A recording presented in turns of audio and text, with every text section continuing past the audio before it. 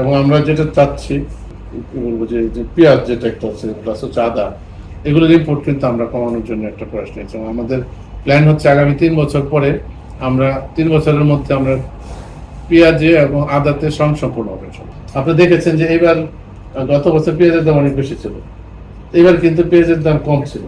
কেন? মানুষ পেঁয়াজ বেশি করেছে। পেঁয়াজ কিন্তু এমনি এমনি হয় না, পেঁয়াজ করেছে, কিন্তু আমরা এবারই প্রথম একটা বিশেষ টেকনোলজি, যেটা আমাদের স্থানীয় প্রযুক্তি, যে আমরা হচ্ছে এয়ার ফ্লো মেশিন দিয়েছি। আমরা 8,000 এয়ার ফ্লো মেশিন দিয়েছি 8,000 ফ্যামিলিকে, এবং একটা এয়ার ফ্লো মেশিন থেকে 7 থেকে 10 টন কিন্তু পেঁয়াজ তারা সংরক্ষণ করতে পারছে তার নিজের ঘরে। এবং সেটাতে করার কারণে যেটা লাভ হচ্ছে যে পুরা এই পেঁয়াজটা মানে কোনো প্রকার তেমন লস ছাড়াই 6 থেকে 8 মাস পর্যন্ত রাখা সম্ভব। তো একজন কৃষক যদি তার পেঁয়াজটা যখন ডিমান্ড অনুযায়ী যখন সাপ্লাই দিবে, তখন কিন্তু মার্কেটে কন্টিনিউয়াস এই পেঁয়াজের সরবরাহটা থাকবে, সেটা কিন্তু আমরা নিশ্চিত করেছি এবার। এবং আমরা আরেকটা যেটা করছি, সামার স্পেশাল অনিয়ন আছে, আপনার জানেন M53, এবং আমাদের বাড়ি পেঁয়াজ 5, এটা কিন্তু বেশ বড় সাইজের হয়। এবং আমরা এই পেঁয়াজগুলোই এখন কিন্তু চলছে, আগামী নভেম্বরের মধ্যে এটা আমরা পাবো। তো শীতের আগে কিন্তু এটা বড় একটা অংশ। তো যেটা হচ্ছে যে সামার পেঁয়াজ, আর আমাদের যে সংরক্ষণ থাকবে যেটা 8,000 ইন্টু যদি আমরা 7 টন করে হিসাব করি, এত টন কিন্তু আমার মানে সংরক্ষিত পেঁয়াজ রয়েছে আমাদের চাষিদের ঘরে থাকবে, যেটা ওইটা না থাকার কারণে কিন্তু 1 মাস 2 মাস পরে নষ্ট হয়ে যেত। অথবা এই পেঁয়াজগুলো যেটা সমস্যা হতো যে 40%, কোথাও কোথাও 50% পেঁয়াজও নষ্ট হয়ে যেত।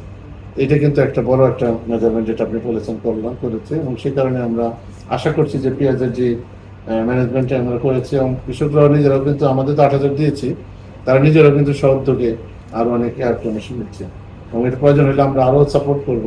এবং আমরা বেশ কিছু পেঁয়াজের জন্য আলাদা কোল্ড স্টোরেজের কিছু কার্যক্রম হাতে আছে আমাদের, আমাদের ড্যাম ডিপার্টমেন্ট অফ এগ্রিকালচার মার্কেটিং এর মাধ্যমে আমরা বেশ কিছু এই যে পেঁয়াজ এবং আলু সংরক্ষণ করেছি, যেটা আপনার 6 থেকে 8 মাস থাকবে, ওটা একটু পরে সাইজের আরেকটু। তো মোট কথা এইভাবে যদি আমরা কন্টিনিউ করতেছি যেভাবে, তাতে আশা করছি যে আমরা পেঁয়াজের কোনো ঘাটতি ইনশাল্লাহ থাকবে না। এখনই কিন্তু এবার পেঁয়াজ কিন্তু আমরা ইন্ডিয়া থেকে আনি না, এখন আমাদেরকে গতকালকে কোর্ট থেকে কোর্টে গেছে পেঁয়াজ আমদানি করার করে যে তাদেরকে আমদানি করতে দেওয়া হোক।